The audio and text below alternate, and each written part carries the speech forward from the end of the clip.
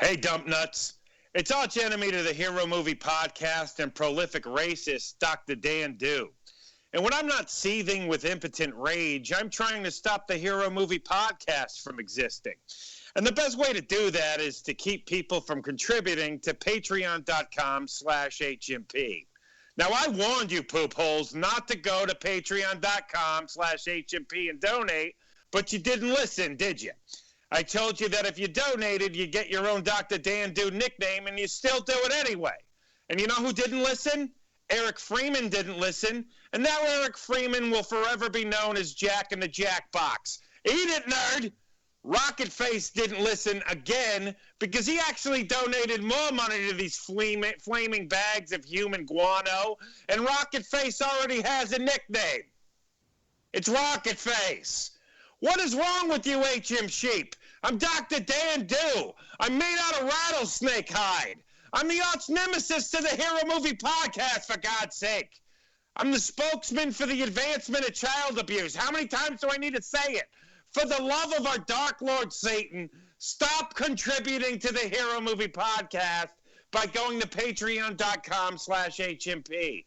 Every time you give these mental giants money, you're giving them more chances to talk about and trash my favorite show, Agents of S.H.I.E.L.D., the only show on television that has 10 characters no one can name, and Phil Coulson and Ghost Rider. That's right, Netflix. You don't get Ghost Rider. He's ours. I'm Dr. Dan Dew. Move over, good dog. The mean old dog is moving in. I'm Dr. Dan Dew. Burn in Hades.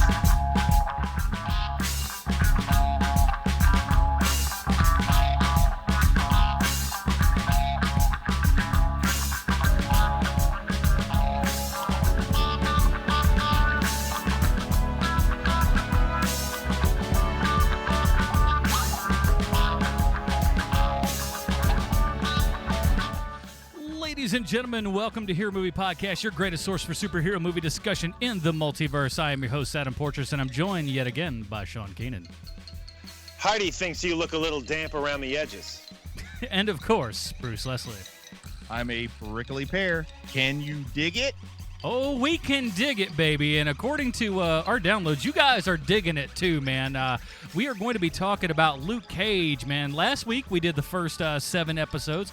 This week, we're going to be wrapping up the season here, man. So we have a boatload of stuff to talk about.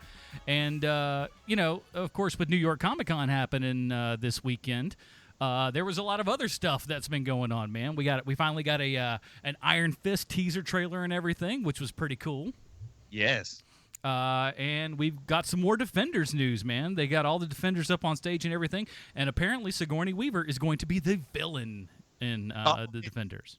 And they should have had that panel at Harlem's Paradise, if you ask me. This is true. I can't believe how much better Marvel Netflix villains are than Marvel Cinematic Universe villains are. Well, it's very true. That's true, but I will say this: like this past weekend, I don't have a job, so I've got a lot of free time on my hands. So I rewatched Ant-Man on Blu-ray and everything, and that's a better villain than I think people give it credit for. Corey Stoll have a punch in the face. Yeah, the problem is it's the Marvel problem, where it's the exact same guy, just like the mirror image of your hero. No, you're not wrong. You're not wrong, but they're working on it. It seems, maybe. Let's hope. They seem to do better for the big movies, the sort of team movies, than they do for the build-up individual introduce the character movies. They're teasing us with the Thanos, man. That's eventually going to happen, though. So, they finished all the other stuff, and we got Doctor Strange coming out, so hopefully that'll turn that tide at least a little bit, Who doesn't like Josh Brolin with a purple face? I was going to say, I still believe the villain in the initial Doctor Strange entry is going to be an evil sorcerer. So it's still kind of what Sean said, where the villain's just the evil version of the hero. Well, yeah, shut up. You listen, Bruce, you're not going along with the narrative of we only like Marvel stuff. Will you just please start getting along? We obviously get a check from Marvel for every movie that we say is great from them. So will you please just shut up and let that check clear?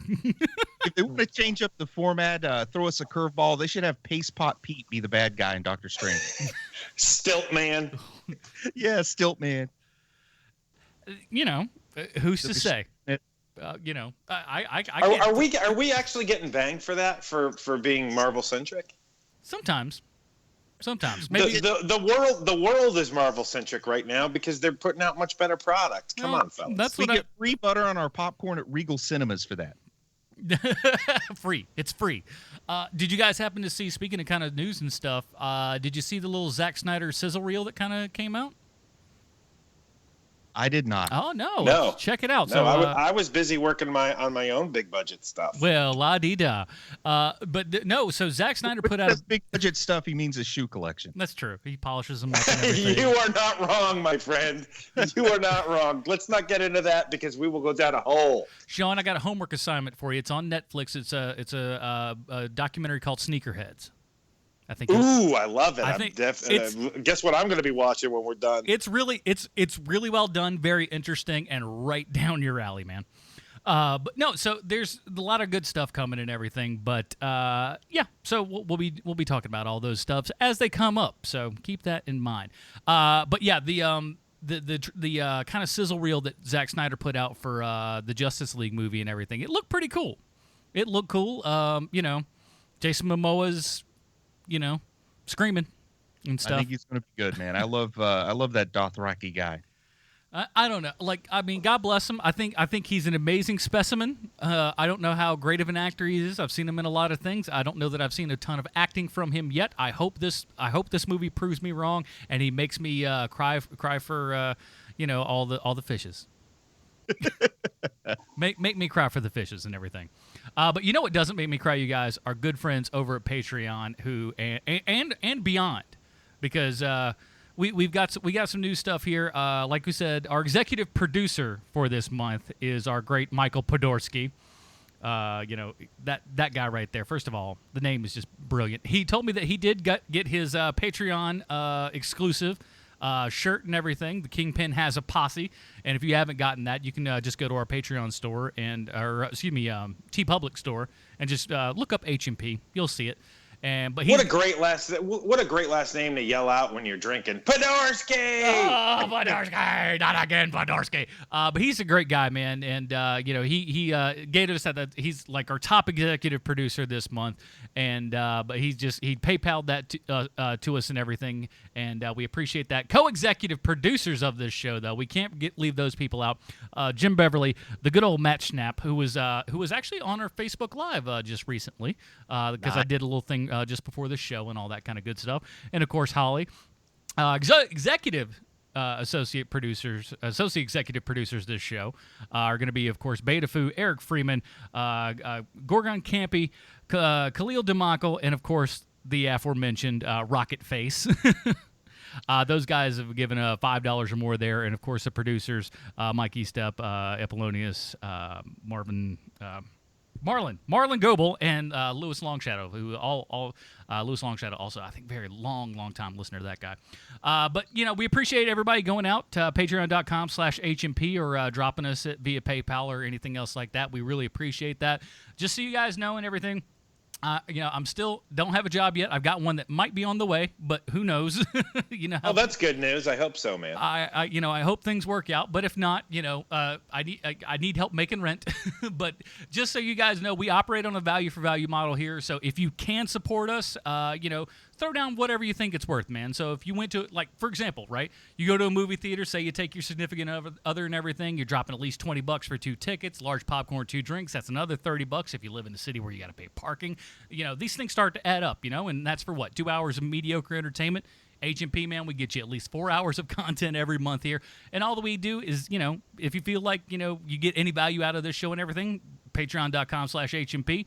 And, you know, just donate whatever you think we deserve. Even if it's only $1, it helps. And, you know, even if money's a little bit tight, you can't donate. We completely understand that. You know, help the show out just by, you know, following us on Twitter, Facebook, anything else like that. Sharing the show with other people, reviewing on iTunes.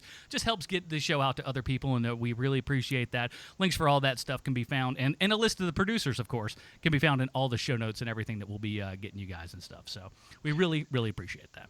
Yeah, thanks, guys. And, you know, I know that I have sincerity issues, but it's all really appreciated. And thank you very much. Yeah. Yes, I'll echo those sentiments. Excellent. So let's get into it, gentlemen. Let's talk a little bit about Luke Cage. So if you guys haven't heard our last episode where we talked about the first 7 episodes of Luke Cage, why don't you go down and check that out. But we're going to be talking about the last half of Luke Cage and everything. So spoilers for everything. Spoilers for the first couple of episodes, too. Though why you would watch the second half and not the first half, that's a real bizarre move. Hey, take your bliss, people. Whatever it takes to keep your boat afloat, I stand behind you. Look, these first 7 hours, just not for me. I got to go straight to the meat and potatoes. I go to the end portion of the program. I watch all my Netflix series Memento style. Ooh. I heard that the first 7 episodes are great, so I'm not going to bother watching those, and I'll watch the last half instead. You just shout out fair enough and then just kind of moving on. I just want to get to where the thing is to where I don't feel like the jerk at the water cooler. So let's get into it here. So again, spoilers abound for Luke Cage. So Bruce, where do we kind of leave off here? The big thing was obviously that we had a death in the family. Well, here's what I want to say. I got a little comic book talk here. Here I am screwing up the method of the show. Okay, what do we got this week to connect us? Well, I wanted to talk about Willis Stryker. Because Willis Stryker was one of Luke's childhood friends. He was also the leader of their street gang, the Rivals. Now, he had a nickname. He was called Diamondback, and I don't know if you can guess why he was called Diamondback, but it turns out it's because he was really good with knives. And to be honest, I don't get the connection between the name Diamondback and knives. You're not street enough. If he was really good at riding mountain bikes, I could understand it. Like if he was the mountain bike king of Harlem, call him Diamondback. But knives, I just don't get it. But he did have gimmicked knives that exploded. He had knives that released poison gas.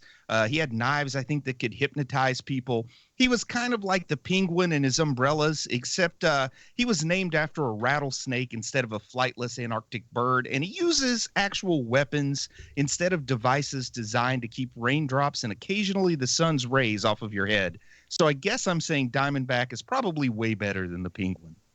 Now, as I mentioned last week, Carl changed his life and found an honest job while Willis Stryker became a skilled gangster. And there was a love triangle that popped up involving Luke Cage, Willis Stryker, and a lady named Reva. Willis was so devastated by jealousy that he framed Carl for dealing drugs and indirectly turned him into Power Man, the fellow with bulletproof skin.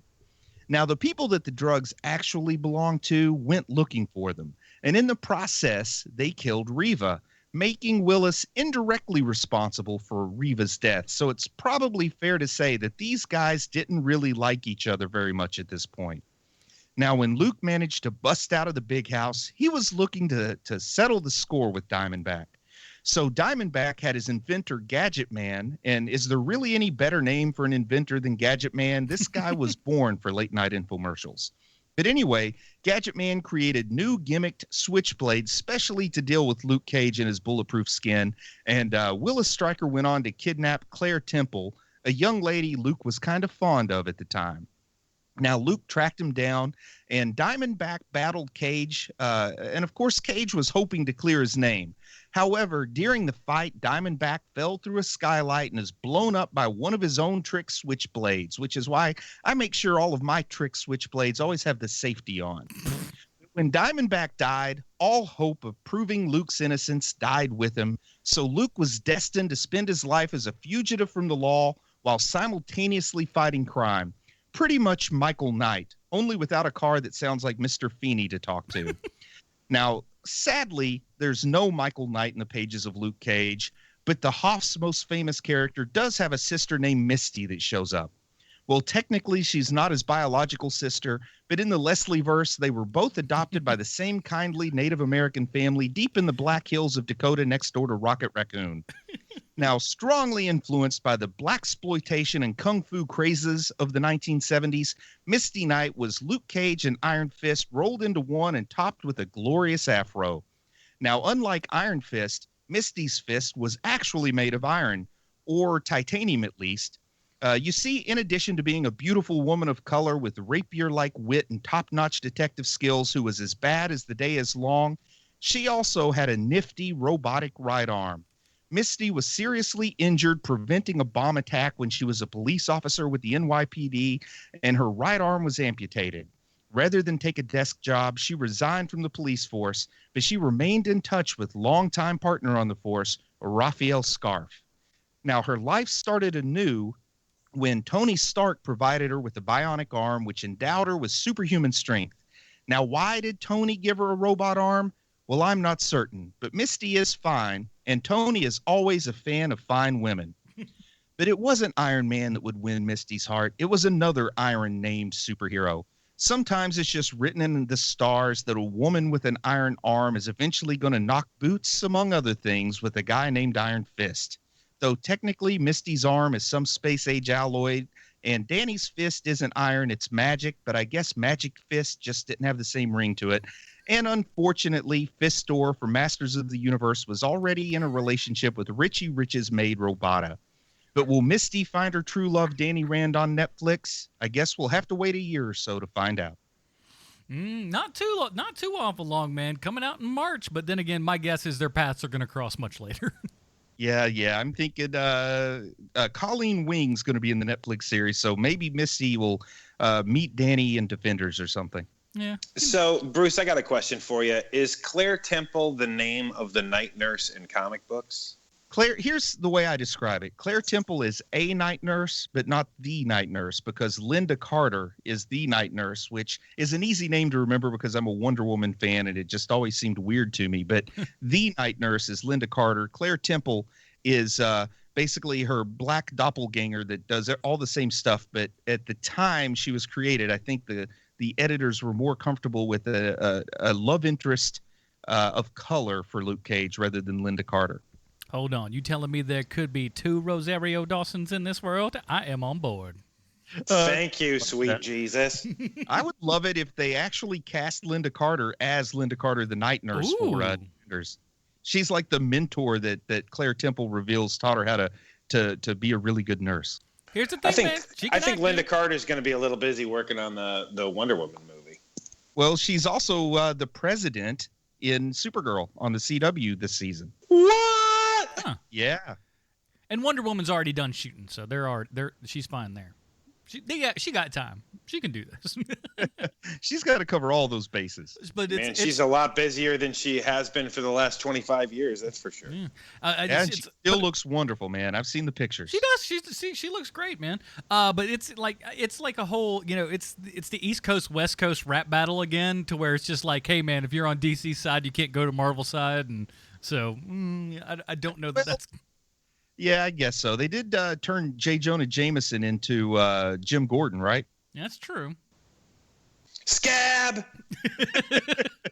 We should all be outside picketing his place and everything, but it's going to be tough, man, whenever they decided to put another J. Jonah Jameson in there, man, because broke the mold when they did that one. I think the only safe bet would probably be to go with Kevin Hart. Listen, if you're just going to make a joke out of everything that we do here, it'd probably bring a lot of box office in here. But anyways, I was thinking, what's the guy's name that was in my Left Foot or whatever that played Abraham Lincoln? Daniel Day-Lewis.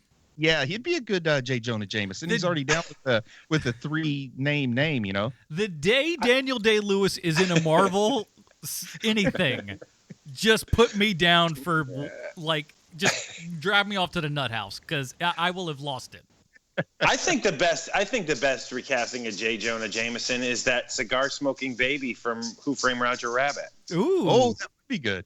I like that. Just comes in with still in the diaper, nothing else has changed, just smoking the cigar, it like animated and everything, getting down on Peter, just like grabbing him by the shirt collar, just go, "What's wrong with you? Get me pictures of Spider-Man." I like it. Oh, I'm down too. More Leslie verse action right there. So, of course, where we kind of want to start here, episode 8. Well, where we left off, kind of the cliffhanger at the end of episode 7 is that this mysterious person that they've been calling Diamondback has shown up, and he's taken a medium range shot at Luke Cage and hit him in the abdomen with that Judas bullet made out of the Chitauri technology that can actually penetrate his bulletproof skin. All right, I'm going to compliment Sandwich here because I love the name of the Judas bullet. Perfect. I think it's a great name. However, if you're trying to keep a low profile, why are you riding around in a Hummer? That's true, man. That is true. I A don't have a military good grade Hummer. I mean, if it was just kind of a fancy sort of like street quality H2, it'd probably blend in there with the Escalades and such. Not even an But H3, an H2, just keeping it not too fancy. But he's got one straight from the local National Guard Armory there. Yeah, I can't. Yeah, it kind of betrays, it's one of the problems that I have with this character actually is that it's like, so are you trying to keep secret, or are you going to be a like flashy and big time guy? What are you doing here? And it also, I'll say it asks more questions than it answers too. With they've already made it clear that just one of those Judas bullets costs some sort of astronomical amount of money because they have limited Chitauri metal to work with. And also everybody already knows that like Diamondback is this crazy criminal. So when did he get to be such a good criminal and such a good gun runner? Like, how did he build his empire? Because nothing that we see about him in the flashbacks we'll talk about earlier really tells how he got to be a fighter skilled enough with no superpowers to hang with Luke Cage a little bit, even an injured Luke Cage, and how he managed to become what has to be like a 100 millionaire to have all the access to this military grade weapon stuff. Well, he is a gangster, so my guess is probably some of it came by force.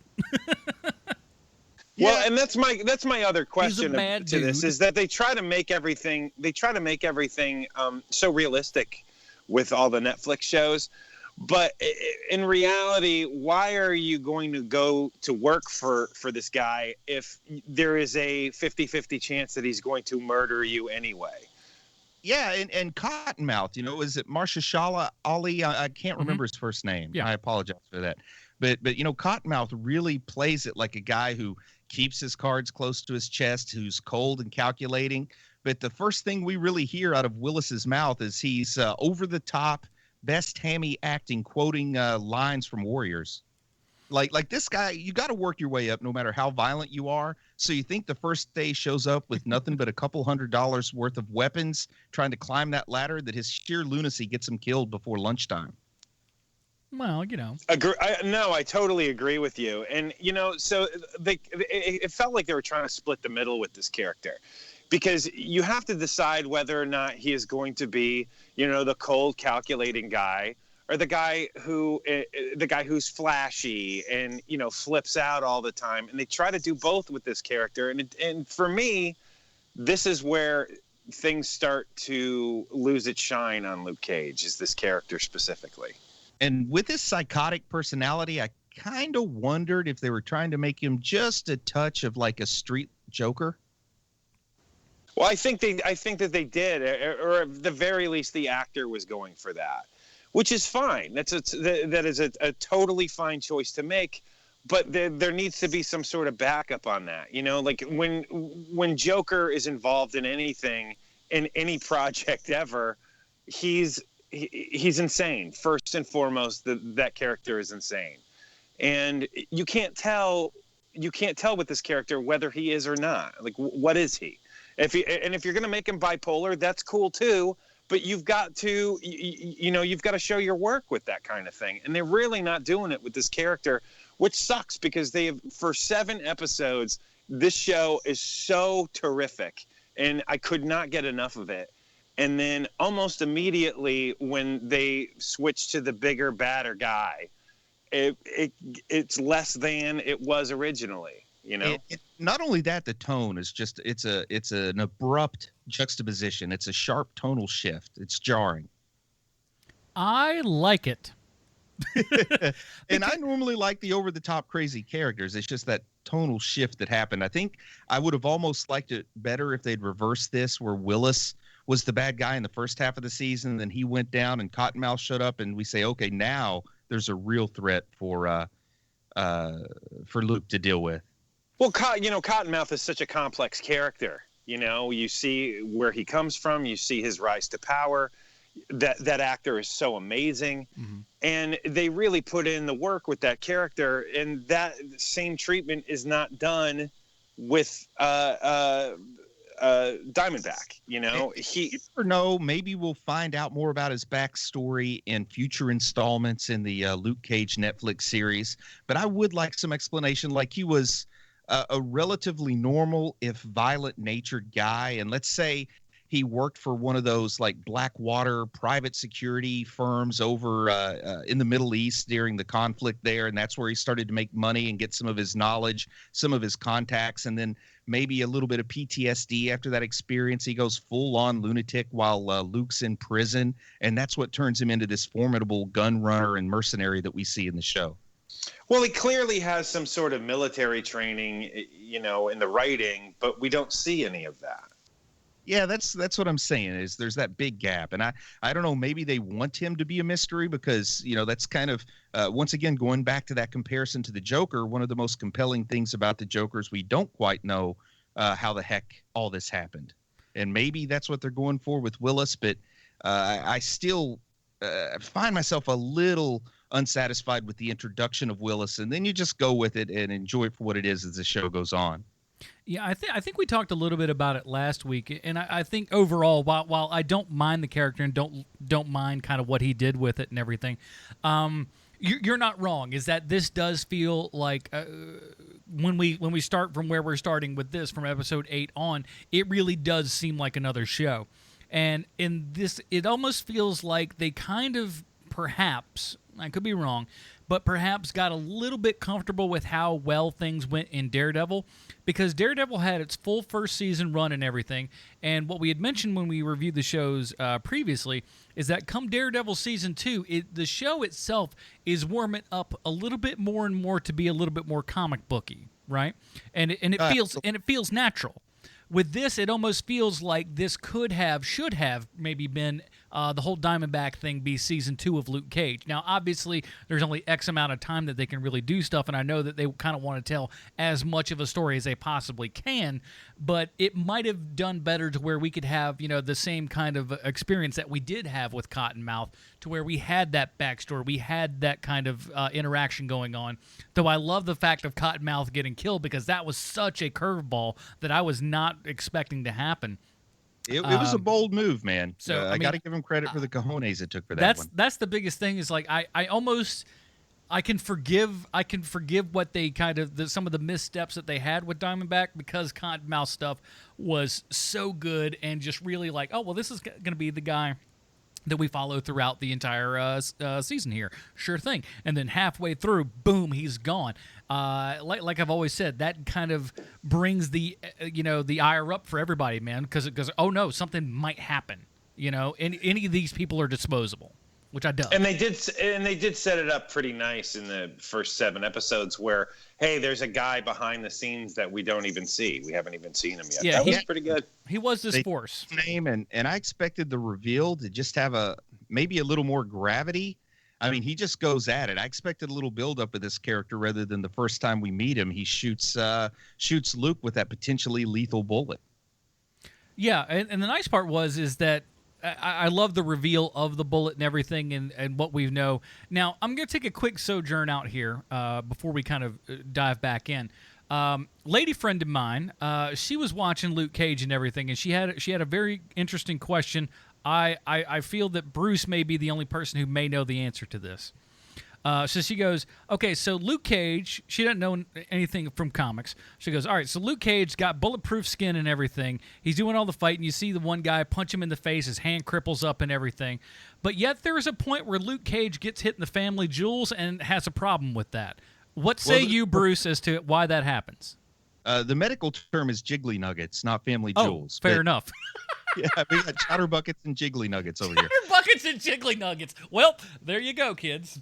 Well, I'm going to get us to the scene in question, because I think I know the scene that she's referring to. Okay. But after Luke gets shot, he goes back to this women's clinic where Claire Temple's trying to get the shrapnel out of his belly, and the scalpel won't cut through it, because not only is his skin bulletproof, but so is his soft tissue underneath the skin. And she gets out this amazing microscope that can make the The cells really large, but when she puts the tweezers in her hand, they're exactly the same size under the microscope as they are when we see them in her hand. But and they also have the magical ultrasound that makes the metal look different colors, even though everything else is black and white on the ultrasound. But all those things aside,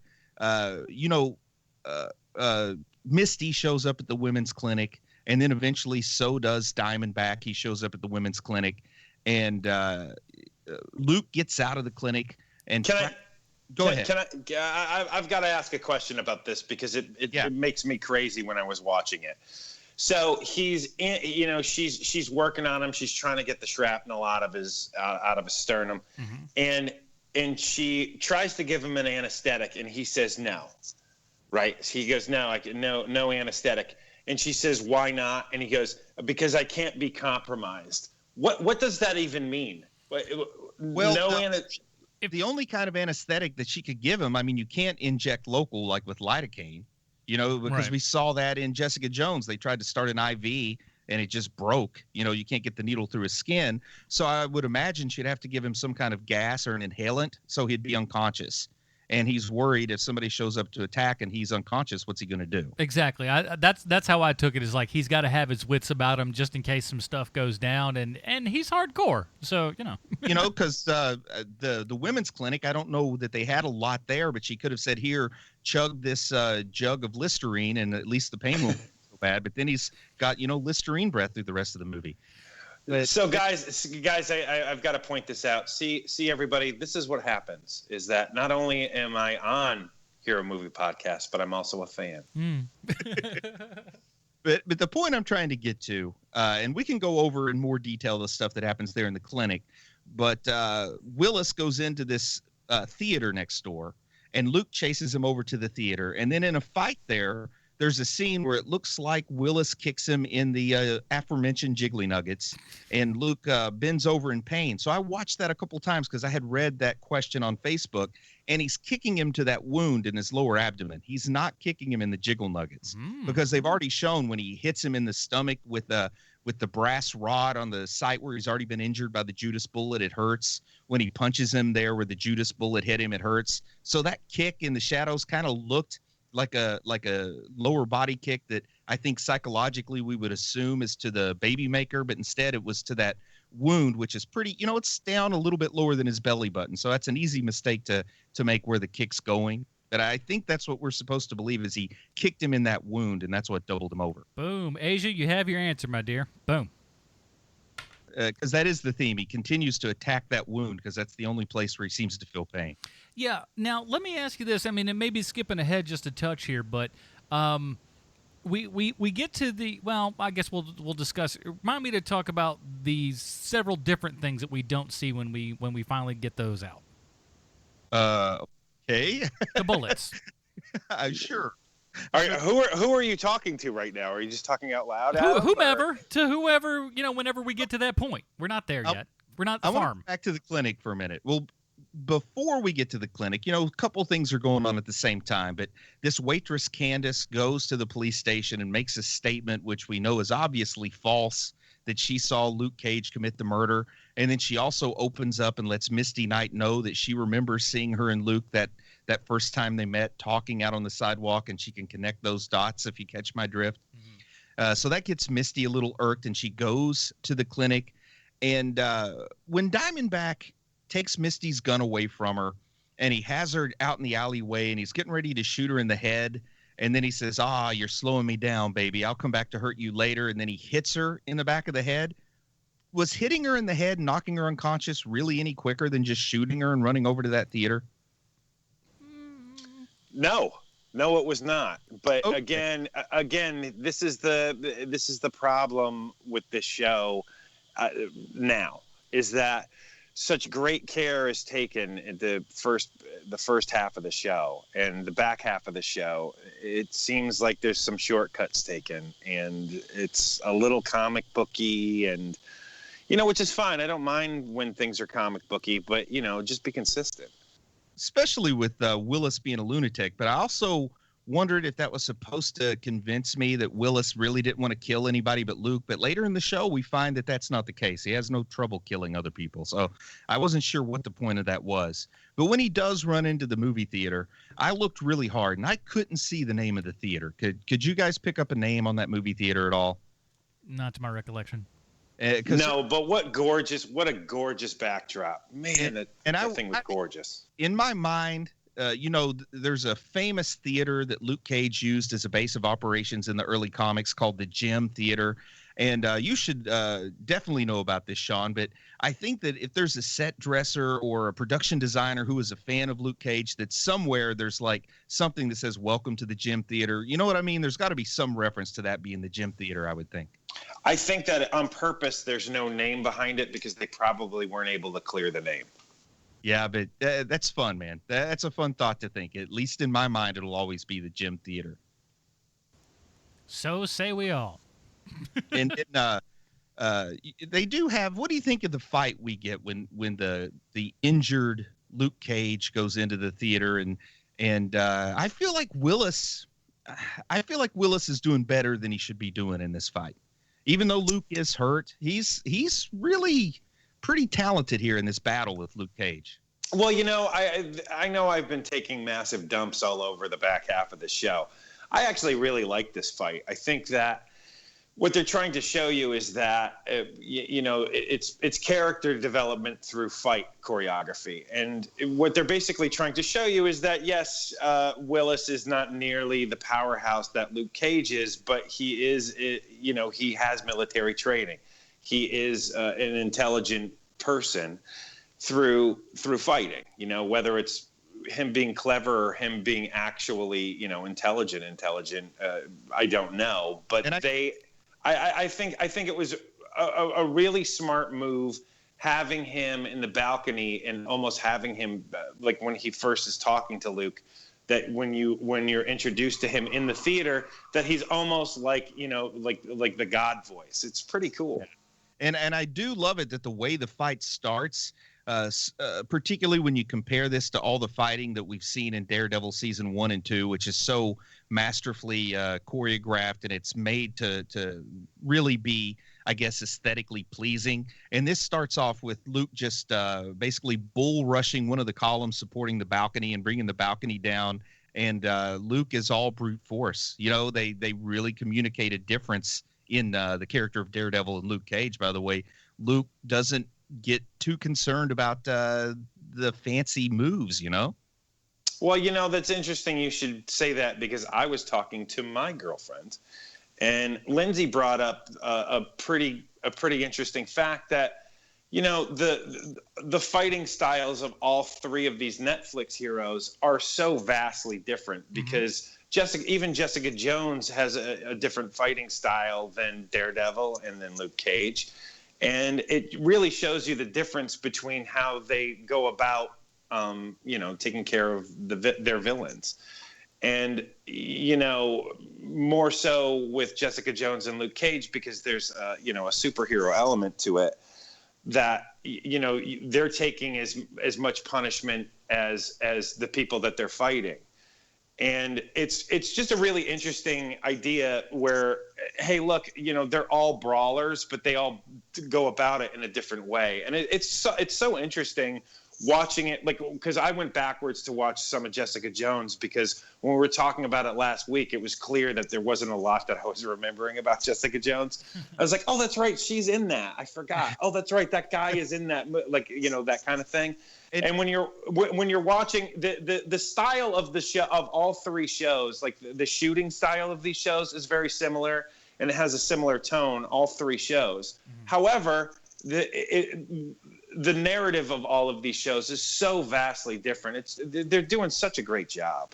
And something I will say about the decision to have Cottonmouth die, and bring in Willis Stryker is Cottonmouth couldn't convincingly give us a good fight scene either. So I think that's part of the maybe the logic behind the switch that they make at this part of the show when we are going to start demanding a little more action and a little more fighting. Do you guys think that's a fair thing to say? I think so, because like a lot of the thugs, he was quickly dispatching with those guys, and the guy who plays Diamondback, Eric LeRae Harvey, that he's a big dude.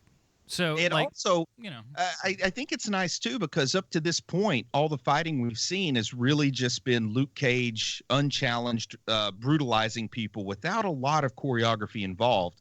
And then they bring in this character, and in this fight in particular, he's jumping off the pews or the seats there in that theater. He's doing some pretty acrobatic stuff, and it's just to say, we do have a good fight choreographer, and we could put this stuff in here if we want to. We're just saying something different here. So here's a little touch to prove we can do it. Now don't complain when it doesn't show up again. You know, does that make sense too? No, I get that. Yeah, completely. And you know, while this fight's going on, or shortly after this fight, back in the police station, we get a little bit of roughness from Misty Knight towards Claire Temple. That really bothered me. Okay. Like as a fan. Bothered you how? Bothered you narratively, or bothered you through the character? No, I would say it was effective in that what it was supposed to do was bother me. Do you follow me there? Like I'm pro Claire Temple at this point, and I'm also pro Misty Knight. But then when this happens, without ever thinking about whose side would I be on, I suddenly found myself much more impressed with the character of Claire than the character of Misty when they're handling this little confrontation. You just think my two favorite girls is to me, fighting. that's what makes the writing of the show so damn good, man, is that, you know, you like Misty Knight, you like Claire, but when they're in the same room and there's something wrong with Misty Knight because she almost was murdered with her own gun, that, you know, you're going to have a confrontation. And even though you do like both of these characters, there's going to be an altercation. And again, just terrific writing. And you know, I'm thinking that Misty Knight is the real tough cookie action hero here, but Claire just has it so much more together in that moment, you know, and even after being sort of manhandled, if you will, by Misty, she still, you know, stares her down and tells her exactly what she thinks of her. There's no fear. This character, Claire, is just exudes self-confidence and assuredness that she's following the right path, unlike anybody else in the Marvel universe, either cinematic, Netflix, or that Agents of whatever. Oh, man, I got a great idea. I just came up with it, too. So if you want to tie everything together in the Marvel universe that we've seen since 2008, what you do is you get Claire, you get Phil Coulson, and you get Nick Fury all in the same room. That's how it starts. That would be good. I would watch that program. And also bring in Nick Cage to be that version of Ghost Rider. No. you know what? You flew too close to the sun on wings of wax, Bruce. Wings, yeah. And then we get the big reveal at the finale of episode 8, where Willis says, "I am your brother." Almost on the same level of, Darth Vader with Luke when he reveals that he's his father, and then Luke gets sent off to die there on Vespa. Spoiler alert, Bruce. Gee whiz. Well, first of all, it's Bespin. And secondly, how dare you? How dare you? This is not even remotely close to that. It's a garbage truck instead of whatever that mining chute was at the gas mine. But anyway, just had that feeling, the big familial reveal, and then off he goes to die. It was so eye roll inducing to me. And they had, up until this point, because I was still in, it was kind of like a Phantom Menace, if we can continue with the Star Wars references here. It's kind of like the first time you watch Phantom Menace and you were like, no, I really like that. That's a great idea. Yep. That's exactly what new Star Wars looks like. And then when they hit the I am your brother, I was like, oh, come on, guys. And it completely queered me for what happened before it, you know. Suddenly it's Harvey Korman hosting a cooking show. Is that what you're saying? Yeah. That's a holiday special reference. Yeah. Yes, I get it. Yes, I know. Oh, well, and then the next episode starts up, and because of what happened with Misty, we've got this world's most milquetoast psychologist there to talk to her. And I thought it was kind of interesting the way she dealt with it, and the way he kept trying to reassure her that it wasn't an interrogation, that he was just actually there to help her. And then, of course, it turns out that it was an interrogation. But let me tell you, the way that the actor is in these scenes, the psychologist, that guy did such an amazing job because he comes out of left field. He does it where, his feelings are completely close to the vest. You don't know what cards he's holding. He is a really, really terrific actor, and a lesser actor in that role that scene is awful. Yeah, that guy is amazing, and I'd like to see more of him. He did a really good job with the role, and really seemed out of place, in this tough inner city police department, which was kind of how a psychologist, I think, should feel. I totally agree. And, he has this presence to him. He's not a good looking man. I would guess that the actor himself would tell you that. But he has such a presence. You just want to watch what that guy's doing. Hey, what's up with that guy? I really like that actor and that character. Yeah, he's much more of a Wayne Knight type than he is a George Clooney type. Yeah, but he puts his hands up in the air. It's just like, look, man, I ain't doing nothing here. Everything's cool. Very, very, non-aggressive. So like you buy everything that he's saying. Never once does he really, because even when you try to look further in, you're like, oh well, this has got to be, and then you're like, well, no, gosh, he's doing such a good job with this. I'm not seeing his hand, and it's good that you don't. Yeah, it has echoes of the book Portnoy's Complaint, how he has to slowly win her confidence over. Wow, we're getting deep on this show, boy. Deep cut, everybody. But then, of course, he really is a Judas. We'll stick with that term since we've already used it for those bullets. But he really is a tool to get her to let the other side know what's going on in her head. Mm-hmm. Again, he's that actor is terrific. I want to see more of him. Not only is the actor a terrific actor, but he does a really good job of playing a character who's a terrific actor. You know what I mean? Like, yeah, he doesn't betray. Like, that character is a good actor. The actor plays a character who's a good actor. I don't know. That's a perfect way of putting it. And let me put it in these terms. Chris Pine, when he is Captain Kirk, mm-hmm. The only time that he is his actor, like his character as Captain Kirk, when that character is acting, he's acting like Shatner in the first movie, in the first Star Trek movie. Yeah. And it was such a terrific, nice touch that's the best correlation I can give you here to try to explain what you're trying to say here. And then we also get the scene with that dash cam. Luke Cage, he's been shot twice now by the Judas bullet. So he's really in a bad way, and he needs to get down south. So he can't deal with these cops that are trying to detain him. And we get something that's going to echo through this series in the next few episodes. This dash cam footage of Luke Cage taking out 2 cops in a non-lethal manner and still in their police car. Yeah, amazing special effects on that dash cam footage. If that's done poorly, the rest of the show doesn't work. So they really nailed that shot. What do you think, Adam? Well, I do like how eventually, a little later in the show, they really start mentioning all the things. There's like, how, and it's smart because the police ask all the right questions. It's like, dude, seriously, what's connecting all of these things? It is you, bucko. You're the one that's connected to all this. How are you the most innocent person here when everything that we looked at somewhere that's got your fingerprints on it? It's the Batman effect. Yeah. And then we get the meeting of the crime bosses at Domingo's boxing facility there. Where we have, sort of, I guess, your stereotypical New York crime bosses. We have like the Korean family, the Italians, the Latins, and there's the Jamaicans. There's a Russian. I think there's a Haitian there too. Mm-hmm. And then Willis Stryker comes in and takes out everybody except for his lady Black Mariah. Have you guys noticed, did you recognize the head of the Mexican mafia? No. Have you the guy? He is in one of my... The short guy that ate the candy?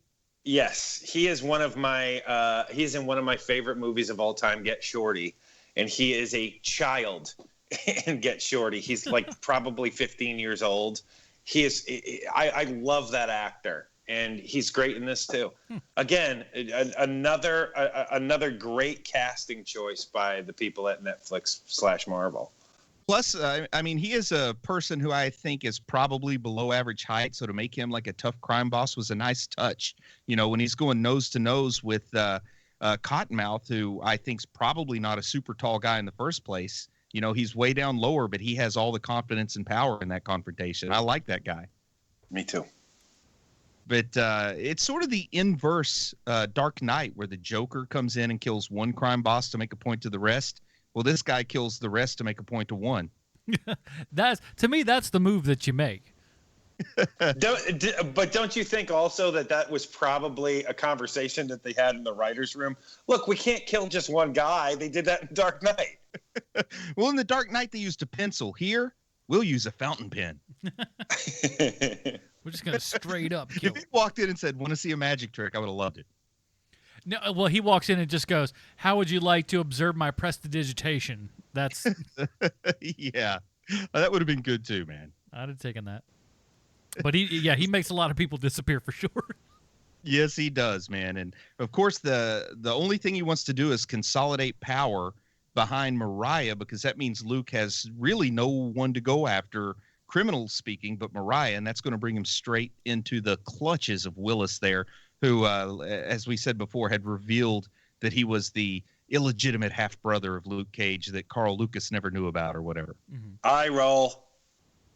And then, of course, Cage and Claire get back together and they start heading to Georgia because, man, when I'm feeling lousy, nothing cheers me up like a road trip to Georgia. Oh, I mean, that's a long road trip, dude. That's the only... I guess that's the weird thing that I was just like, man, oh, man, this is a slog of a trip from New York to Georgia.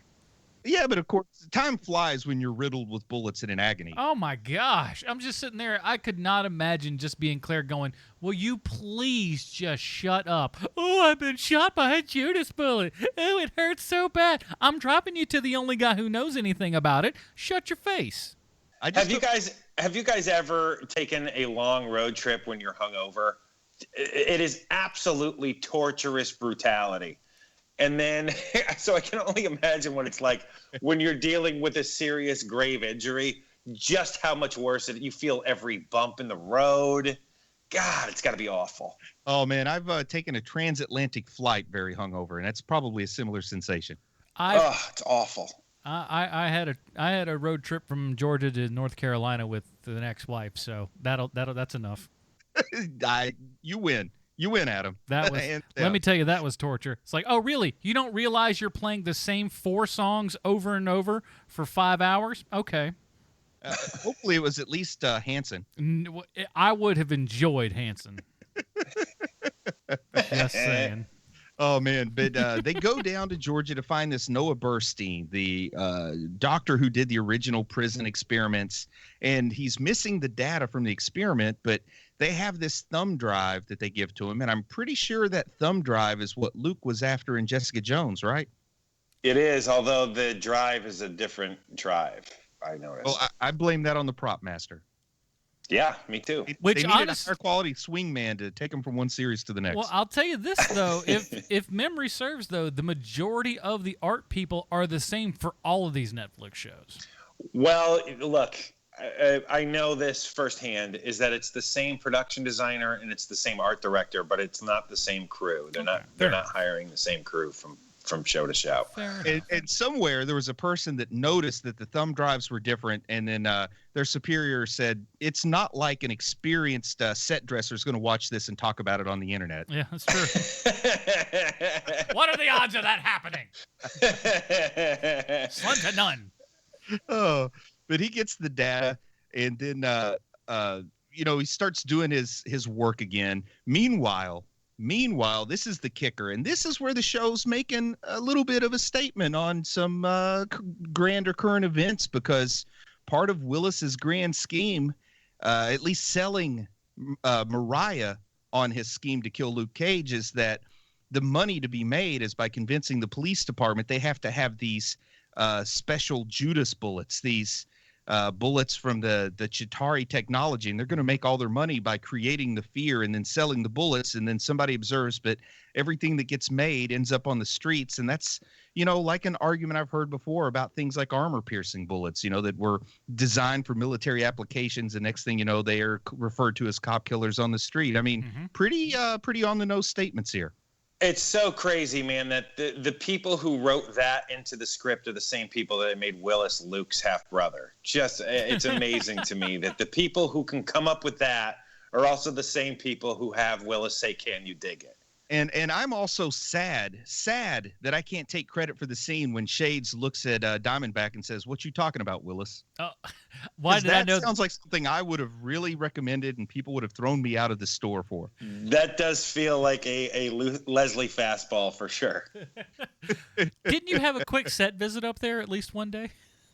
Yeah, man, that one belongs on my portfolio. There's a little trademark symbol comes up in the corner, trademark Bruce Leslie 2016. Yeah, and then sort of the transition from episode 9 to 10 is Luke getting dipped in the acid. He sort of dies for a minute, and then we have that moment where Claire says, I can start a man's heart with an extension cord because there's really no wrong way to do it, or something like that. I love that kind of Frankenstein's, layer kind of thing, and just really just stringing everything together, just going like, well, I don't have the facility to do this. Well, it's like, well, we're going to make this facility to do this. Well, okay, I got two things to say about this. One is that it harkens back to one of the movies that I think that I like more than you guys, which is a rarity, which is Darkman.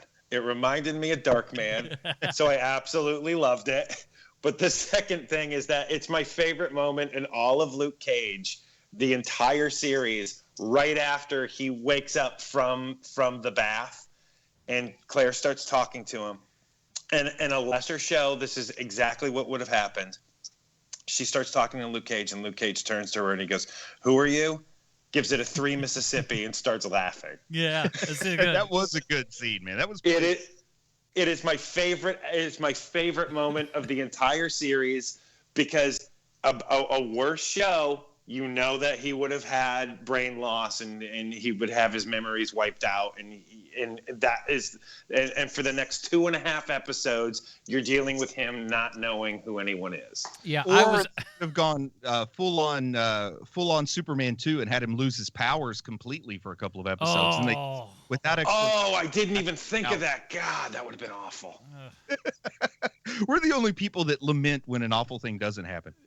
No, I loved it. I was very, very glad that did not happen. It was good, and they peruse those files and they find out that Riva was a little more sinister than we all thought. I gotta be honest, I was a little surprised by Riva's nature in some of those videos. Yeah, especially kind of like from the character. I'm sorry, that Adam, go ahead. Especially like from the character that we've kind of made her all the way back from Jessica Jones, of this, kind of, martyr for Luke and everything.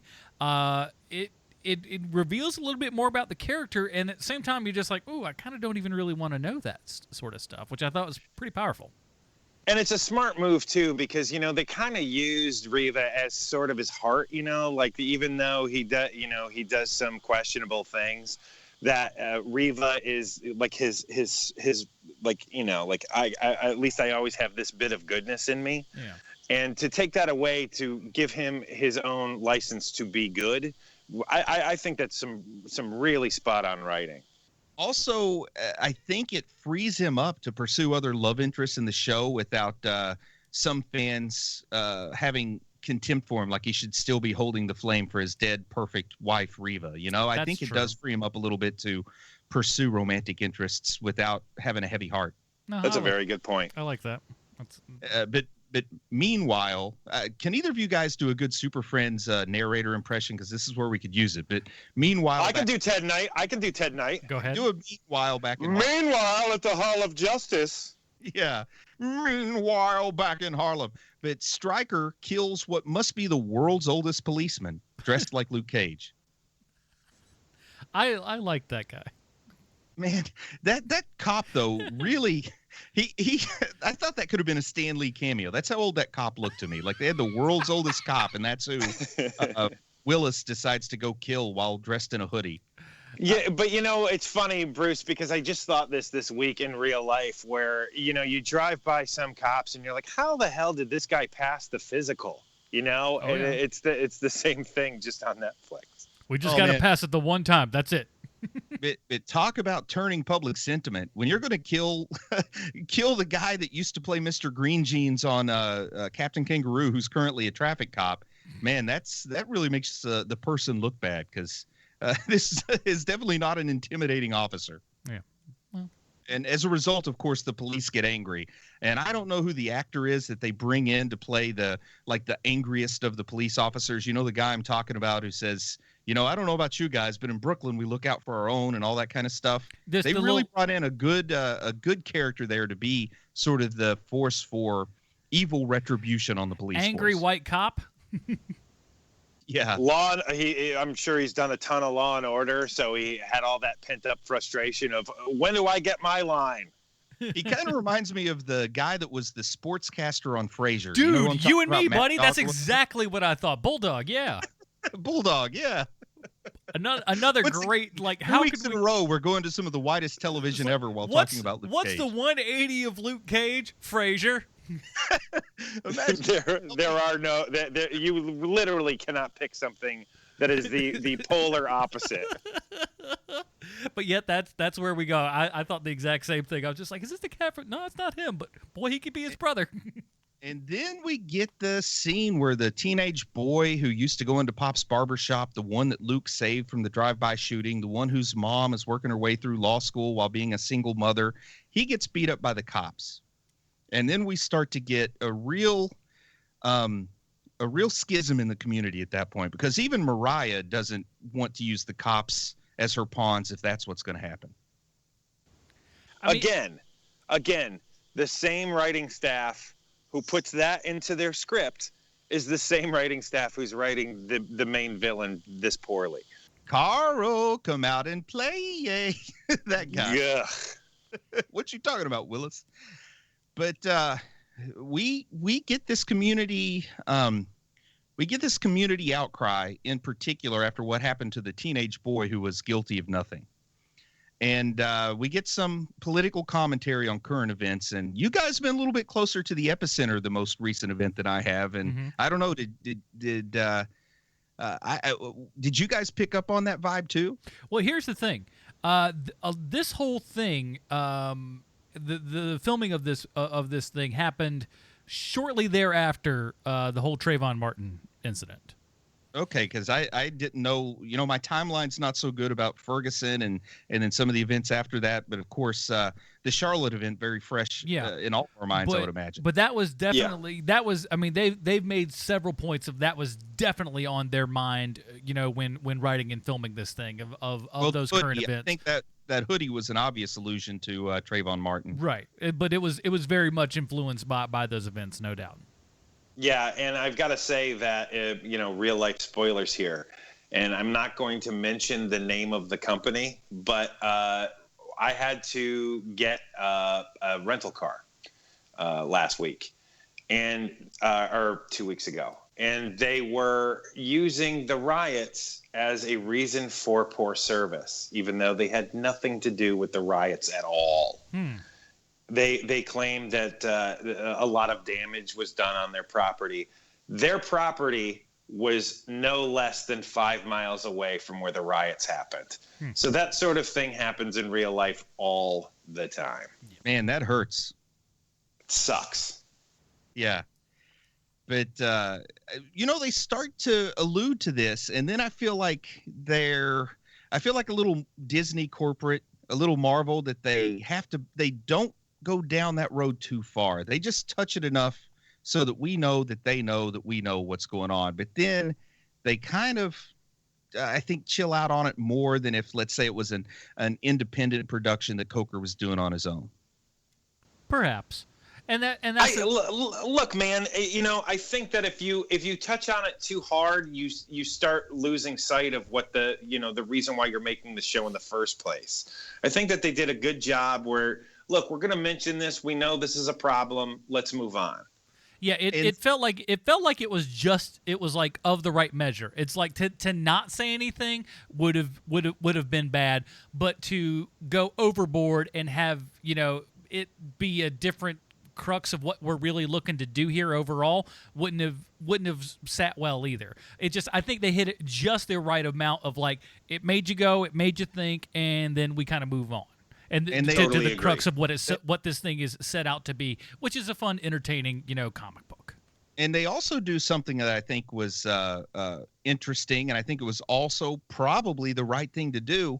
But they sort of make the leadership on both sides bad guys, because once the community movement starts against the cops, the person who organizes the community is Mariah Dillard, who only wants to use it for her own purposes. And then Willis, who's the real culprit behind the whole controversy in the first place, takes the very people who want to protect the community from violence. He takes them all hostage and kills some of them. Even the guy who Mariah refers to as, quote, a Stanford-educated carpetbagger tries to be opportunistic with this whole disaster and try to sort of up his own political prestige by serving as a mediator, which doesn't work out so well for him. See, to me, that was kind of the part that spoke to me a lot, was kind of the more opportunistic people within that kind of setting and everything, who really were just kind of doing it for mostly their own real gain.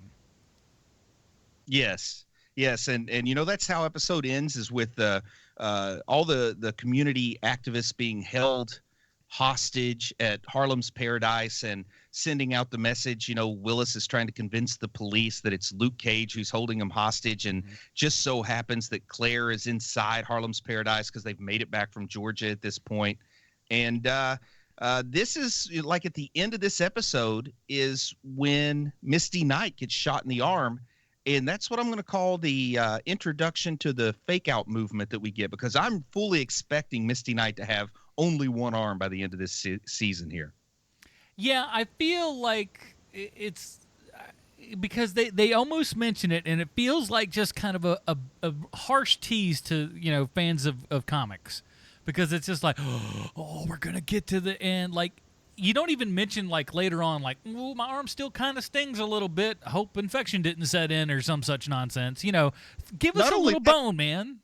Yeah, they put the tourniquets on and everything, and they said, if we're not careful, you could lose your arm. No matter what we do, you might lose your arm. But then by the end, she seems to be using her arm just fine. Yeah. Like, if it had still been in a sling at the end, they at least would have had the time in between seasons to decide if they want to introduce her as an amputee at the beginning of the next season or in Defenders. I think Defenders would be the kind of story where the threat's big enough that maybe somebody with the technology would give her a robot arm. Yeah. I know we're running a little long here, but I got to ask, who do you guys think Sigourney Weaver is going to play? I think she's going to play Jerry Hogarth's mother. I don't get that reference. I'm sorry. Oh, I don't know. Jerry Hogarth is the attorney in Jessica Jones, and I'm just trying to think of a slightly older lady. He doesn't know. He doesn't have a clue. No, I don't think any of us do. That's a good question. There's a lot of there's people that are speculating on the internet as to who she's going to be, but don't nobody know. Back her character from Ghostbusters, Gozer or not Gozer, Zool. She's gonna. There is no Dana, only Zool. Only Zool. Yeah. No, listen. If Zool showed up, I can't say I'd be completely disappointed. Let's make that happen. But in the next two episodes, the main thing that happens, the cops show up fully armed with those Judas bullets. And, Claire makes it down into the basement with Misty and Luke, and they manage to escape from the theater. And Luke manages to escape from the back of the paddy wagon where he's being taken. And then it builds up to the power suit. That's kind of the next big thing that happens. I mean, there's a whole lot of moving back and forth, but really not any big moments other than Method Man. Do you want to talk a little bit about Method Man and his two appearances in this series, guys? Showing up in the bodega, and I was just like, I was wondering if he was going to be himself or he was just like going to be an actor. Because I like the idea that Method Man's still shopping at that particular bodega. I think he would. I thought he was just like playing a customer in the bodega till the guy tries to take a selfie with him, and he goes, "Are you really going to try to do this now?" I love the way he played that off. I love the fact that Luke Cage knew who he was, and that was just like they had a little moment. Not to mention, go ahead. Dude, I know who he is. I mean, there's no way Luke Cage doesn't know who he is.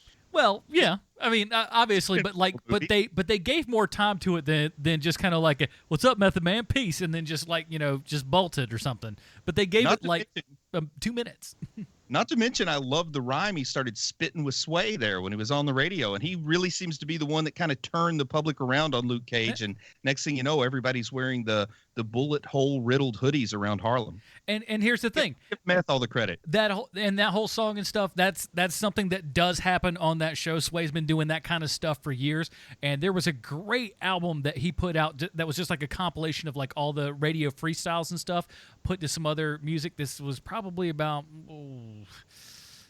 somewhere late 90s, early 2000s that put out. Man, oh man, was that was one of my favorite albums because it was just like any great rapper that you've heard in like the last 20 years was on this thing, just doing a freestyle, and then they put some awesome music over it and everything. I wish I could I can't even find that CD or anything of it anymore, but man, and to see that like kind of integrated into there was really cool because it's like that's some real stuff. Maybe I should steal that bit for Heroes and Villains, and next time I have like Charlie West as a guest, I'm going to make him spit some rhymes freestyle. Just go ahead. Why? But we got to talk about the power suit before we run out of time, because that is worthy of some discussion here. We got to wrap this series up because there's a lot to talk about in episode 13. Oh yeah. Listen. There's a lot of people that really kind of poo-poo the power suit and everything. That we finally see Diamond back.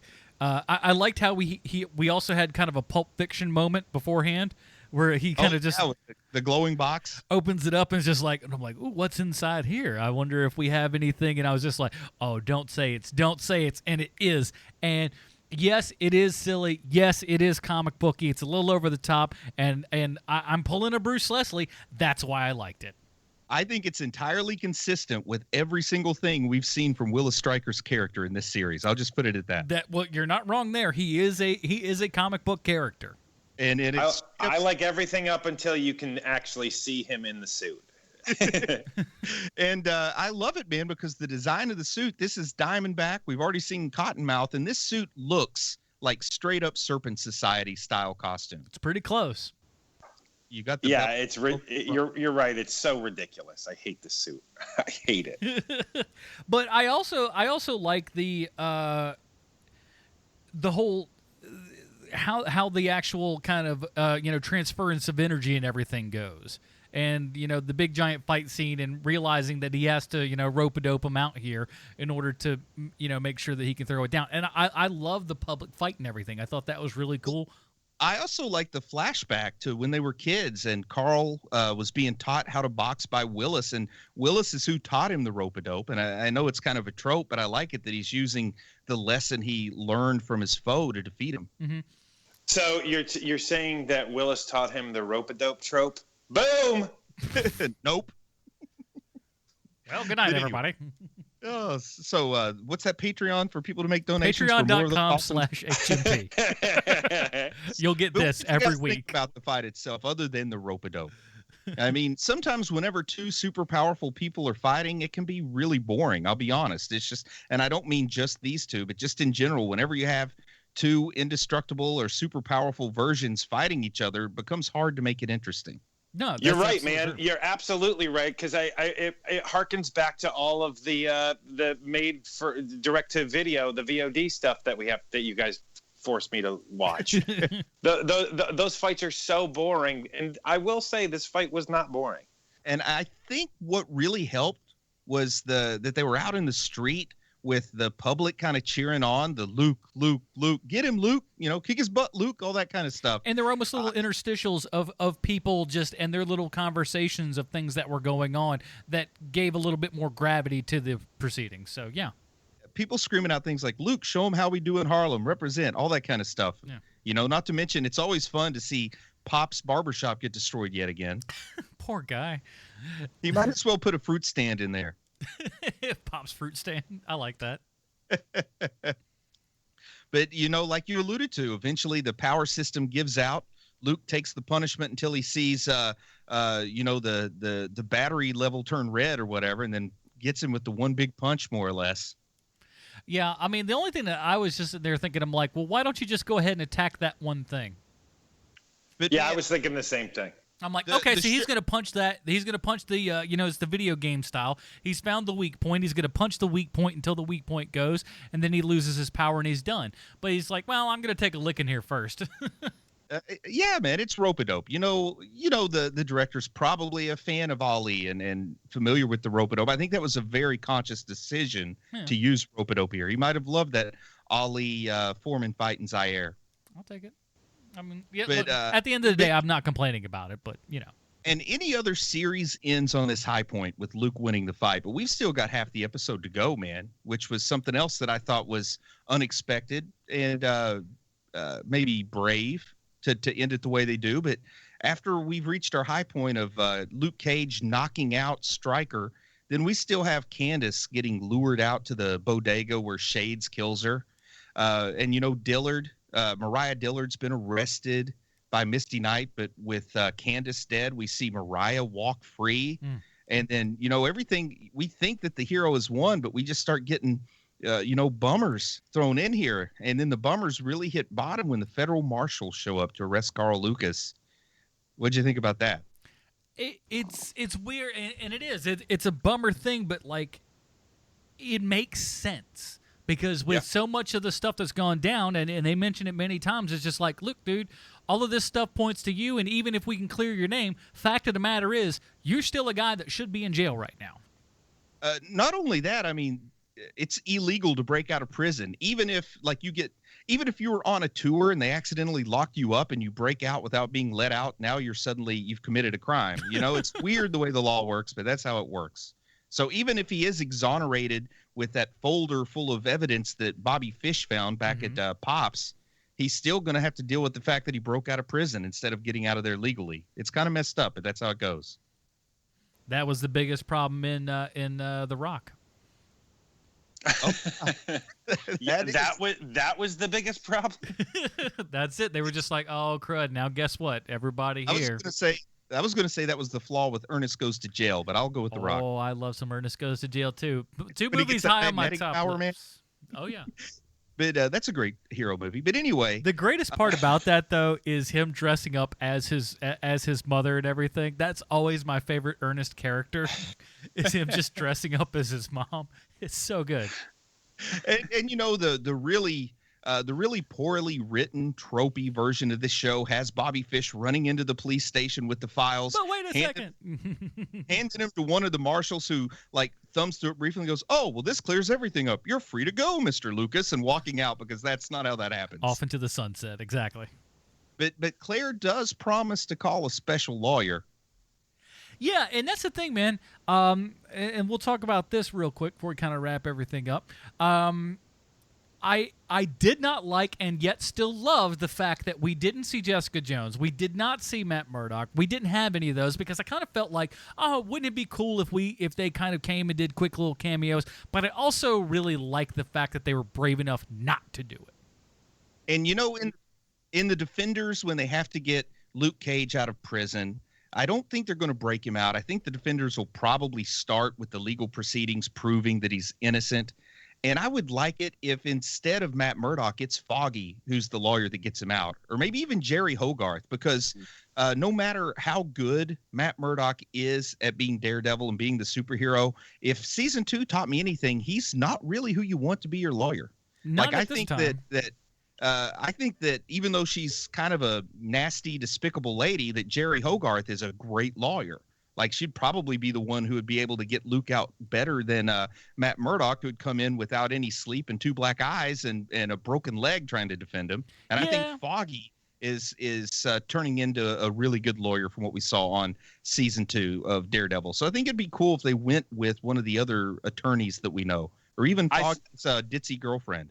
I think it's way more likely that it's going to be Jerry who defends him. Yeah, it's just the way that these shows go. My lawyer in real life is one of the best lawyers in Charlotte. I don't want to hang out with her. She's an awful person, but she's a great lawyer. Yeah, I got you, man. Ditto on that. She's that hard boiled that would just kind of like never take no for an answer and just do what would have to be done in order to get things done. So no, I like that. Like Matt Murdock would get him initially sentenced to death somehow, and then at the last second maybe save his life. Oh, that's accurate. Jerry would come in there, and by the time it was done, like the judge would be apologizing to Luke, and he probably would get some cash out of the deal. I was about to say, and we owe you $25,000. So here, and you're like, what? How did this happen? I'm good, baby. I'm good. That's one of that's a show I want to see is Matt Murdock, crappy lawyer, where each week he shows up and he's got a new broken arm. Like, look, man, I just have a traffic violation. For God's sakes, Matt Murdock, please help me here. He's like, I'm sorry, I can't. And then he looks all weird because he's got his costume under his suit. Like, oh my God, why did I choose this guy? I just jaywalked. You gave me 5 to 10 years for this. What the heck? And I think an argument could be built if Matt Murdock were a better lawyer, he wouldn't even have to be Daredevil because he goes out and fights people to try to get people out of prison that he was unsuccessful at defending. You know what? I think we've really busted down the last 40 years of Daredevil. Good job, guys. Just be a better lawyer.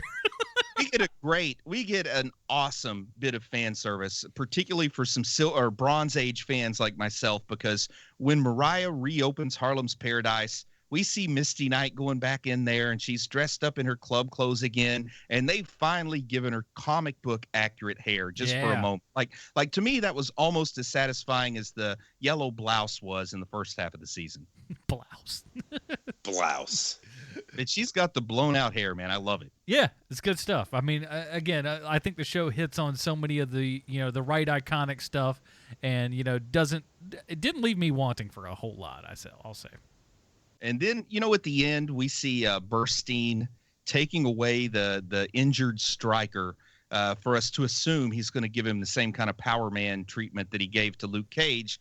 Because even though Luke trashed his laboratory and they tore up the box that held his computer, the hard drive was still intact. And if you want to destroy a hard drive, people, you got to put a nail through it.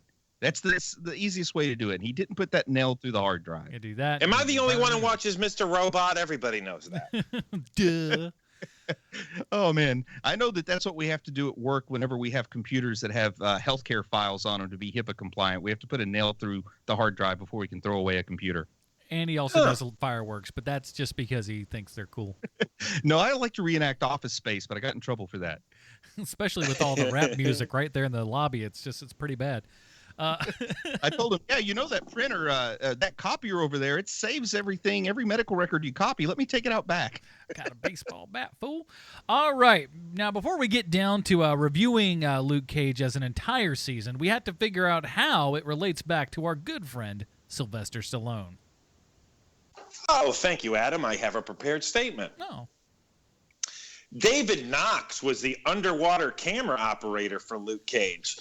But settle down, HMPers, because I know underwater camera operator sounds like a tough guy job, like rocket tester or professional arm wrestler. But in my experience, 99% of camera folks are the suckiest of sucky babies who complain about craft services while making roughly $70 an hour. So I can only imagine a specialty cameraman behaves like the second prettiest girl at the beauty pageant when working on set. But enough of my complaining about terrible people. Let's talk about Sylvester Stallone. Underwater cameraman David Knox worked with the writer of Rhinestone on the action-adventure film Daylight, because at the time, the makers of the movie realized there was a giant hole in the movie-making landscape about tunnel-based movies at the time. And they decided to fix that problem, and the best movie about a guy who was the best damned EMT driver in the world until he was fired for caring too much, gets trapped in a tunnel, was made. Here's a fun fact. While shooting in Rome, Sylvester Stallone insisted on staying at the Excelsior Hotel, which charged $3,600 a night. Well, the Rome shoot lasted 3 months. So Stallone's hotel budget was $324,000. which is exactly $323,500 more than my hotel budget for the last movie I worked on. Daylight is also the last movie before Stallone made Copland, which, as I stated last week, is the Stallone career marker, where he went from insane, roided-out cokehead to Hollywood elder statesman. That all went down on the now legendary episode of HMP entitled Luke Cage Part 1. Man, did Bruce do a bang-up job on that episode. Yeah. Adam, you happen to be there too. Stallone would make $17.5 million for his role in Daylight and claimed it would be his last action movie, which was a lie because he's still churning out Expendables movie like they're unwanted iPhone updates. Hey, Apple, stop tinkering with things no one wanted you to change, you overpriced jackbags. Sorry, Apple. I didn't mean that. I still love your products. Please don't ban me because I'm sure someone is listening. I'm smiling. Look at me. I'm smiling. It was a joke. To get back to cameraman David Knox for a moment, he's been working since 1984 when he worked on a movie called The Toxic Avenger. And there you have it, HMPers, this week's Stallone connection. Now, Willis and Cornell, let's review season 1 of Luke Cage so we can go back to waiting for Doctor Strange to come out. All right, well, let's get down to it, kids. Here on Hero Movie Podcast, we don't have the kind of traditional rating system where we give you letters or thumbs or any of that kind of crap. We've got our own stupid crap. It's called the Hero Movie Podcast patented Robin rating system. And to see what that all consists of, head on down to facebook.com/Hero Movie Podcast. It's right there at the top of the page and everything. Bruce, where does Luke Cage Season 1 fall on the HMP Robin rating system for you, sir? You know, the first half of the season was just hands down amazing. No complaints. Loved everything about it. But in the second half of the season, Cottonmouth, Ali, the actor, he was noticeably absent. You know, I felt that I could feel that void that he left.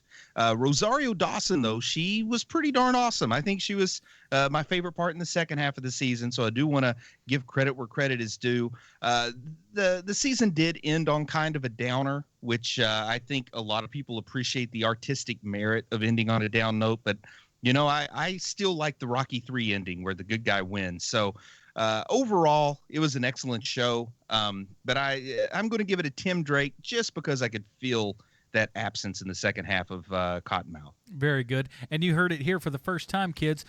Bruce thinks Empire Strikes Back sucks. He just said it. Sean? I got to give it a low Tim Drake, man. Just like Bruce said, the first half of this series is just amazing. But, you know, when you look back on the series as a whole, I got to give it a low Tim Drake. I still think, to me, Jessica Jones is still the best of the Netflix series. You know, to me, everything is based on how good the villain is. And the villain of Jessica Jones is, in my opinion, far and away the best villain Marvel has had. And so I got to give it a low Tim Drake. Okay, fair enough. I think mine just tips the scale.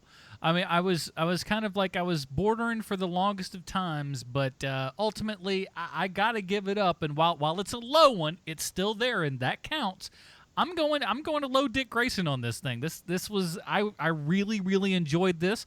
I liked everything about it. I liked all the characters in it.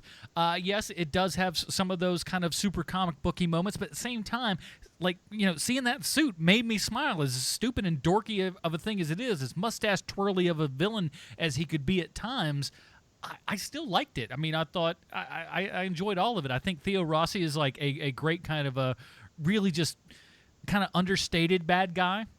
You know, as much as you know, Diamondback is a mustache twirly guy, you know, Shades is kind of a more understated guy, and really was a lot of the, you know, kind of evil impetus behind everything. I like the show. I like the show is as I've seen many people describe it, and I think it's very apt, is a unapologetically black show.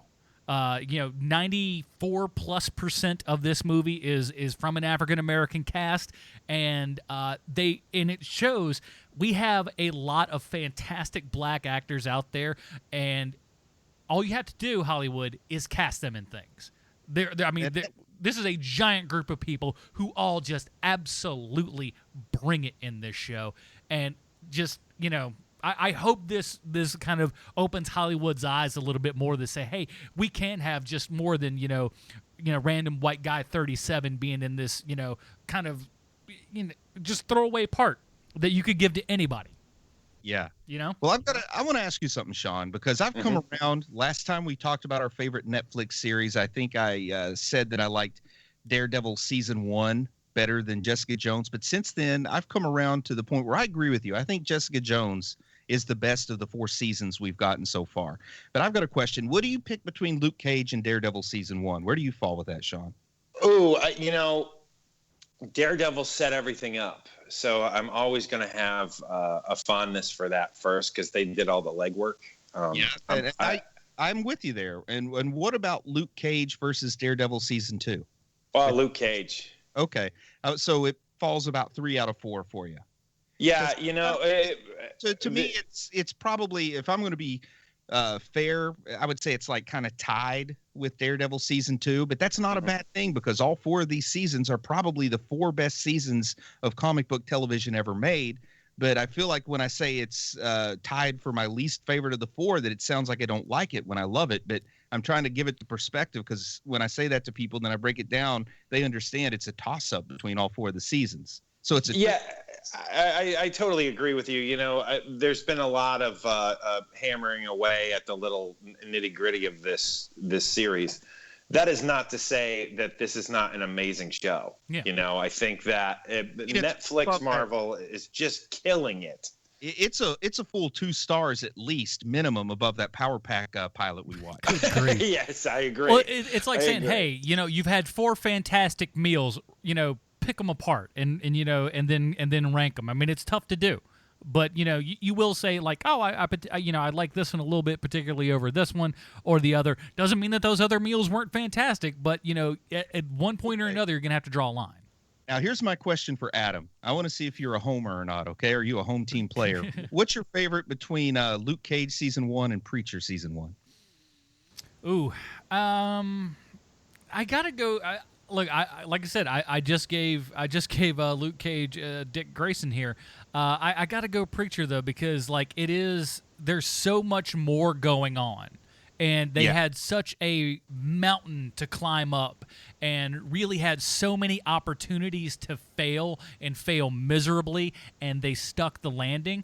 I think I have to give them more credit on that because and they did it before the books even kind of took place, more or less. We end season 1 where, book 1 begins.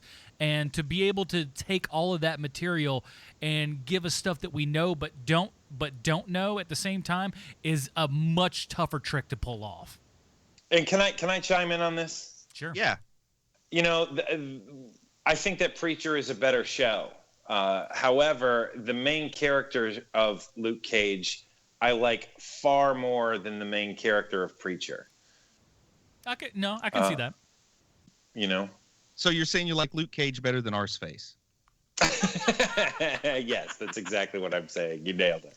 Okay, but also there's the issue of source material because, there's a lot of nostalgia for Luke Cage, and there are great Luke Cage stories out there. But when you're starting from the source material that Garth Ennis gave us, that's I would say it's a fair bit better than the early Bronze Age Luke Cage stuff that you're going to pick up and read in a trade. No, that's fair. Well, also when you're talking about the pillars of comic book reading, I think that Preacher is in the running for greatest stories ever told. Whereas Luke Cage is good, but I don't think there's anyone who's ever said this is the greatest comic book story I've ever read. Yeah, you don't hear Luke Cage runs being talked about in the upper echelons of best stories ever, and that's got nothing to do with nothing other than the fact that the stories are what they are. Particularly those early stories where they were essentially they were written to mimic blaxploitation movies. Absolutely. Well, speaking of blaxploitation movies, next week's movie is going to be the complete opposite of that. You couldn't get, again, we're going. It's going to be Graysploitation, if you catch my drift. Ooh, that's nice. But we're gonna be doing. It's hitting the theaters, and it's also hitting Blu-rays shortly thereafter, I think. But we're gonna be reviewing Batman: Return of the Cape Crusaders.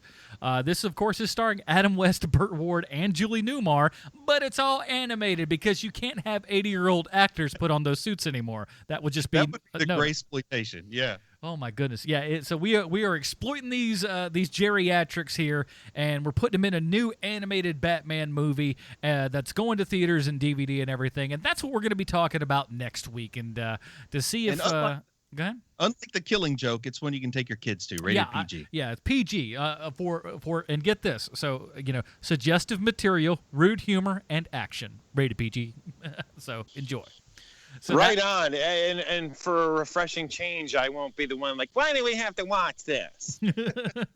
So we'll be talking about that next week. And if you happen to see it, why don't you email us at hearmoviepodcast@gmail.com. Or if you have some thoughts about Luke Cage or anything else like that, got any questions, whatever, we're here, man, and that's what we like. Comment on the Facebook page, whatever you'd like to do. And until next week, Bruce, where can we find more of your work on the internet this week, sir? Chubby Wizard on iTunes, Stitcher, Google Play, etc. Heroes and Villains Podcast on all those same platforms. And hopefully I'll be back here again next week, too. Excellent, Mr. Keenan. Hero Movie Sean on Twitter. Also, I am occasionally on this show called Preacher Podcast. Have you guys heard of that show? It's gotten a lot of acclaim. I'm on that, too. And I got other stuff coming up, but I can't talk about it yet. We'll get there eventually, kids. Don't you worry none. And, of course, my other podcast, The Film Find at thefilmfind.com. Matt's been super busy, so it's been tough to really kind of record some episodes, but we got a lot of things coming. We got a lot of material to cover, so do not worry about that. And, of course, follow us on Patreon. Follow us on Patreon. No, donate to Patreon. Follow us on Facebook, Twitter, and all that kind of stuff. All the links, of course, are in these show notes. Until next week when we talk about Batman: Return of the Cape Crusaders. For Sean Keenan, Bruce Leslie, I'm Adam Portrais. Stay super, everybody. Bye, Marty and Evie. Yo, Sway, man. I can't even describe it, man. The situation was crazy, bruh. If I was a gorilla, I would say it was bananas, B. For real, the man he just took over the whole situation, God. Listen. Man, it is what it is. Can't understand a man if you ain't lived what he lived. Roaches in the crib, ain't got no food up in the fridge. Plus the crime running rampant and it's screwing up the kids. Sway, admit, what kind of paradise is this? I just want my 40 acres and some cash on the wrist. But these snakes is trying to gather in the pit where you get the cotton out, plucking ashes off the clip. Off the rip, now a challenger exists. Any bulletproof shoot, what kind of caliber is this? Got thugs in the store with the barrel on your lips, saying nifty out the jail before he pound you with the grip, Lord. Who to call when no one obeys the law? And there ain't no Iron Man that can come and save us all. Power to the people and Luke Cage the cause. And the cops got it wrong, we don't think Cage involved. Look, dog, a hero never had one. Already took Malcolm and Martin, this is the last one. I beg your pardon, somebody pulling a fast one. Now we got a hero for hire and he a black one. And bullet hole hoodies is the fashion. We in Harlem's paradise, delicate done. That I'm about to trade the mic for a magnum. Give up my life for Trayvon to have one. Chill, cause this is bulletproof love. And you already know what a bulletproof does. So you can take it from a bulletproof thug. The hood got his back, dog, bulletproof love. The blood thicker than mud. And who am I to judge if you get a gun in the club? Cause you already know what a bulletproof does. When the hood got your back, dog, bulletproof love. Yeah, shout out to Pop, R.I.P. my brother. The streets is crazy nowadays. People say we don't need another hero, but now we got one. Whether you like it or not. Luke Cage, please believe it, sir. The streets got your back. You already bulletproof love, baby.